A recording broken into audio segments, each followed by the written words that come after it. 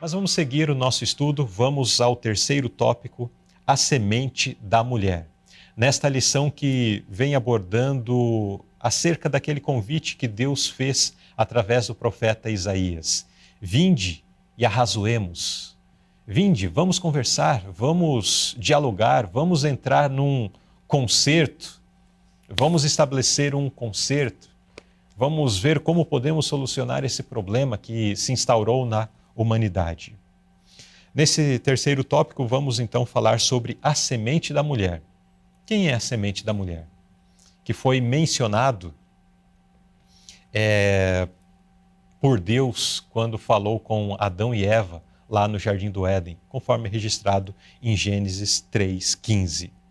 Mas vamos à primeira pergunta. Quando aquela velha serpente, o diabo, enganou nossos primeiros pais no Éden, que promessa Deus fez para trazer esperança aos seres humanos? Luzilei, aqui mostra essa promessa que Deus fez. Só comentando antes um pouquinho, ao estudar a Bíblia, a gente percebe que quando Adão e Eva pecou e eles perceberam o efeito do pecado já sendo demonstrado na natureza, nos animais, isso trouxe uma angústia muito grande para Adão e Eva.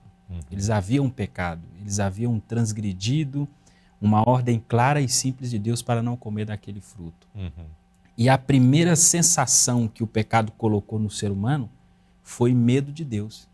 Quando Deus chega no jardim chamando Adão, Adão responde escondido: Senhor, eu ouvi a tua voz e tive medo. Então, olha a primeira sensação que o pecado traz no ser humano, um distanciamento de Deus e medo dele. Então, isso trouxe uma angústia e agora um desespero muito grande para Adão e Eva. E aí Deus começa agora a falar dos efeitos do pecado na vida de cada um. A sentença para o homem, para a mulher, para a terra, e por fim Deus apresenta algo que trouxe esperança para eles.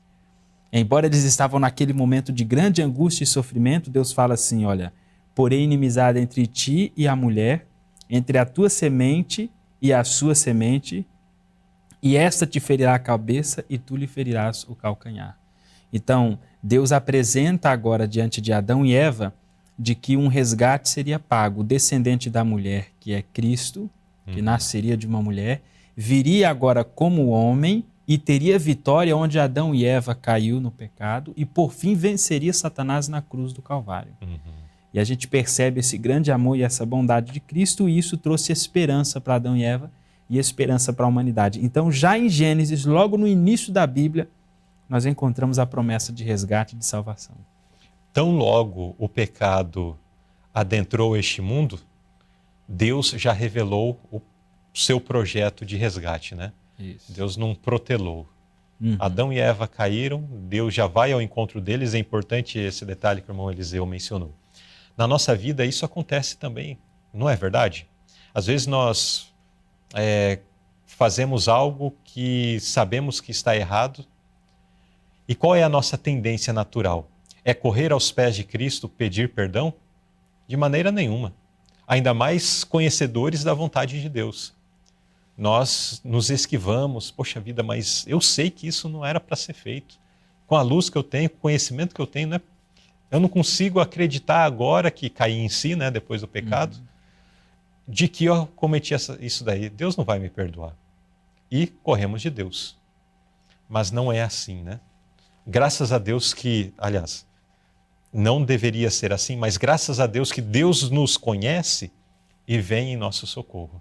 E aqui tem algo interessante, Luzilei, que aqui Cristo fala assim, ó: esta te ferirá a cabeça e tu lhe ferirás o calcanhar. Eu acho interessante a gente observar isso aqui, porque quando Cristo morreu na cruz do Calvário, sem ter cometido nenhum pecado, Satanás entendeu que ele estava sendo derrotado ali. Aí talvez alguém pode falar, mas como assim se Cristo estava morrendo? É porque aquela morte inocente era o sinal da vitória sobre o pecado. Então Satanás ali percebe, quando Cristo morre de forma inocente, sem ceder 1 milímetro sequer para o pecado, sem ter nenhum desejo do mal, sem ter nenhuma vontade de fulminar e acabar com aqueles que estavam ali o maltratando, e por fim Cristo dá o seu último suspiro na cruz e diz: Pai, entrego em tuas mãos o meu espírito, Satanás entendeu que ele havia perdido aquela luta. Ele havia sido derrotado na cruz do Calvário. Só que a morte de Cristo representa essa ferida no calcanhar. Então, Cristo morrendo na cruz é como se Satanás estivesse ferindo o calcanhar. O calcanhar não é uma parte vital do corpo. Se você machuca o calcanhar, provavelmente você não vai perder a sua vida por isso. Então, Cristo morrendo na cruz do Calvário é ele sendo ferido no calcanhar. Mas, ao mesmo tempo, a morte de Cristo no Calvário representa já a sentença de morte sobre Satanás. E, por fim, quando Jesus vier, então, um lago de fogo, após os 1000 anos, onde ele será morto para sempre, né? Então, ali ficou dada a sentença de Satanás na cruz do Calvário. Ao mesmo tempo em que Gênesis 3,15 é uma promessa de esperança à humanidade, também é a sentença de morte para Satanás, né? No momento em que se concretizasse aquilo dali, estaria confirmando a vida para aqueles que confiam na semente que viria, mas também já confirma a sentença de morte, a destruição do originador do pecado. Pergunta B. Quem é essa semente da mulher? Nós já mencionamos, mas... né? Em Gênesis fala: em tua semente serão benditas todas as nações da terra, porquanto obedecestes à minha voz. E no texto de Gálatas 3, o verso 16, fala a tua posteridade, que é Cristo. E em Hebreus 2,14 fala: e vós, como os filhos participam da carne e do sangue, também ele participou das mesmas coisas, para que pela morte aniquilasse o que tinha império da morte, isso é, o diabo, né? Então, essa semente da mulher representa Cristo e o grande sacrifício que faria por nós. Isso. Só trazendo uma frase aqui da nota, diz assim: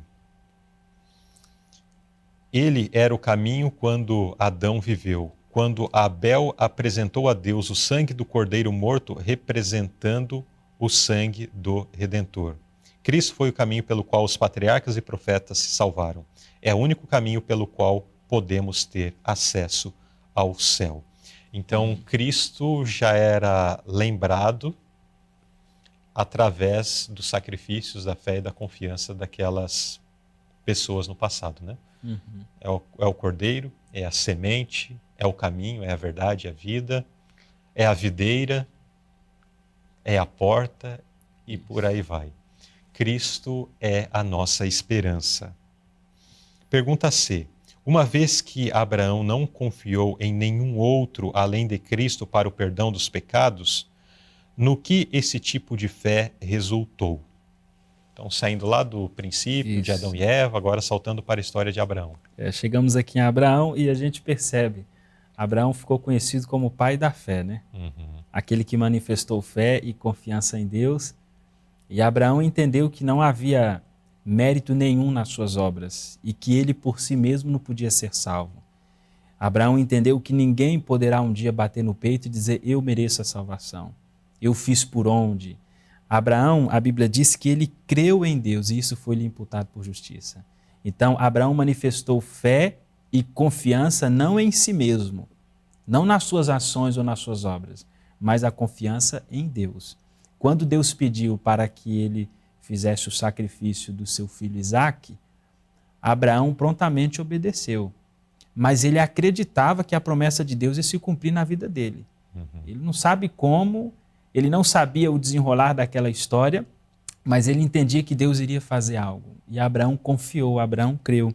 E esta fé de Abraão, esta confiança de Abraão, ela é apresentada como um exemplo para nós, Luzilei. Porque o texto aqui diz o seguinte: ora, tendo a Escritura previsto que Deus havia de justificar pela fé os gentios, anunciou primeiro o evangelho a Abraão, dizendo: todas as nações serão benditas em ti. Então, aquela fé e fidelidade de Abraão, ela foi recompensada. Não porque havia mérito nele, mas porque ele se rendeu e confiou em Deus inteiramente, né? E aí a gente percebe que isso foi lhe imputado como justiça. Interessante. Então, a confiança dele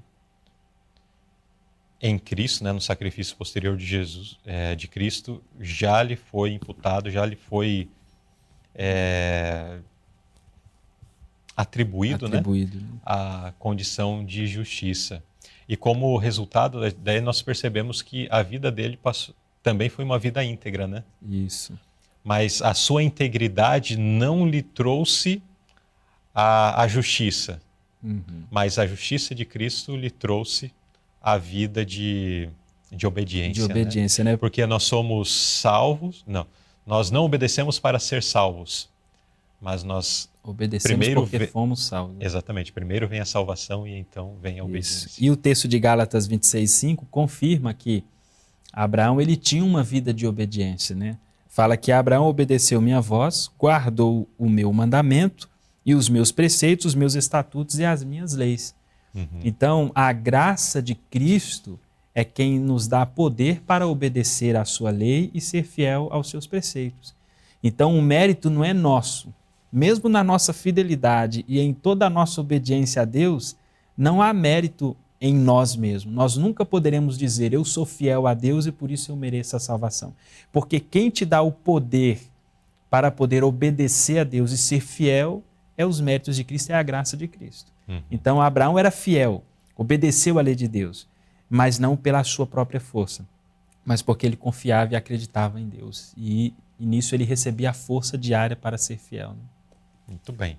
Então, nesse terceiro tópico, nós vimos sobre a semente da mulher, o Cordeiro de Deus, que é Jesus Cristo. Foi através dele que Adão alcançou a salvação, Abel alcançou a salvação, Abraão alcançou a salvação, assim como todos os patriarcas e profetas do Antigo Testamento, todos os fiéis alcançaram a salvação, não pelo cordeirinho que eles sacrificavam, não pelo cordeirinho, pelo animal que eles levavam no tabernáculo, mas todos aqueles santos homens e mulheres do passado, eles foram salvos pelos méritos de Cristo. A ação de apresentar um sacrifício, um cordeiro, era apenas uma manifestação da sua fé no Cordeiro de Deus que viria e que para nós hoje já veio. E da mesma forma nós hoje só seremos salvos se entregarmos a nossa vida a Cristo. Não um Cordeiro de Deus que virá, mas um Cordeiro de Deus que já veio e morreu em nosso lugar. Que possamos nós aceitar esse sacrifício que Cristo realizou por nós.